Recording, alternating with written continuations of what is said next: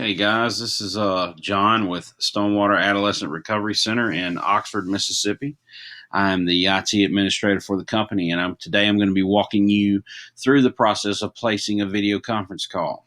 Okay, I said placing the call, so that means that this will be mainly for clinical staff to contact clients' families, and also it could be to place a professional video conference call in the conference room. Which is a possibility as well. Okay, but now we're going to show you what we use Google Chrome, which is our preferred browser. Now you can use any browser, Safari, Edge, Internet Explorer, Mozilla Firefox, and a host of others. Okay.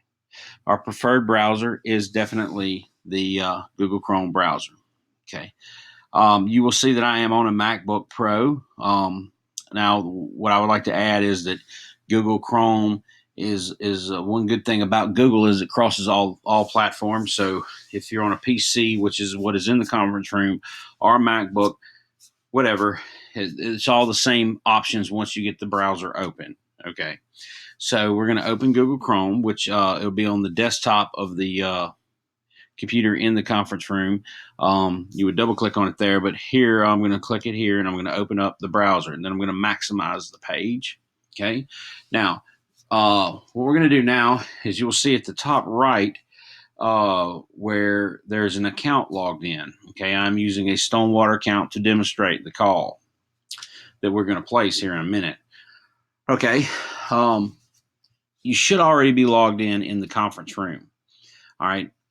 What you would do in the event that you're not is that you would need to log in. So you would need to call me or Brian or Mark for assistance with that. But more than likely, it should always stay logged in. Okay. Now, over here, you're going to look for the Google Apps feature. Okay. All right. You see that we are logged in here. I can click and show you that we are logged in. Okay. You're going to look for the Google Apps feature, which is right here. And then you're going to click Google Apps, and you're going to go down to More. You can click More again, and then you're going to go to Hangouts. All right. Once the Hangouts page is loaded, you're going to see several options. You're going to see the video call, which is right here. You're going to see phone call, and you're going to see message. Okay. Today, we're going to select the video call feature. Okay. And it's going to take a second. It's going to load, and then right here is where you're going to enter the Hangout name. Okay. My name is John, so I'm going to use John. But if a student is placing a call, then you're going to use that student's name. Would be the preferred name, okay? Or if it's a staff member is placing a call, you would use that name. This is where you would type that name in, okay? After you type the name, you're going to simply hit enter, okay? And it's going to join the video call. Okay, now this feature here is where you have control of the webcam, things like that. So you have in the bottom right of the screen. Okay, here this is where you can, at the top, you see a little menu. It says invite people, mute microphone, turn camera off, adjust bandwidth usage, settings, and leave call. Okay. Typically, the only feature you're going to use there is the leave call feature. Okay. But if you did want to turn the camera off for a second, you could. And I went away, and I'm going to turn it back on. And, here I am. Okay.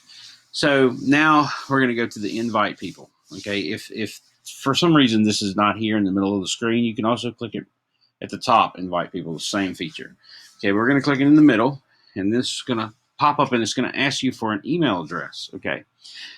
The important part about this is it has to be a Google hosted email address like Gmail or Stonewater. Okay. Stonewater is a company that is hosted by Google, so it will work. There are many companies that are hosted by Google that will work. Okay. So, but a preferred address from the user would be a Gmail address. So I have a personal Gmail address, and we're going to type that in here to demonstrate how this is going to work. Okay. All right, I got that typed in. All right, now I'm going to hit select this feature here, and then it's going to pop up and tell me that it's restricted to Stonewater Addiction Recovery Center. Okay. It could be outside Well, we know that, okay, because it is. So we're going to allow it. Go ahead and allow. Okay, before I click the invite, I'm going to tell you this real quick. All right. I'm going to briefly answer this call because I'm calling my actual cell phone and it will create an echo. Okay. So I'm going to briefly answer it and then we're going to leave the call almost immediately. Okay. So I'm going to go ahead and invite, and this would be calling the person's device. Okay. And invite.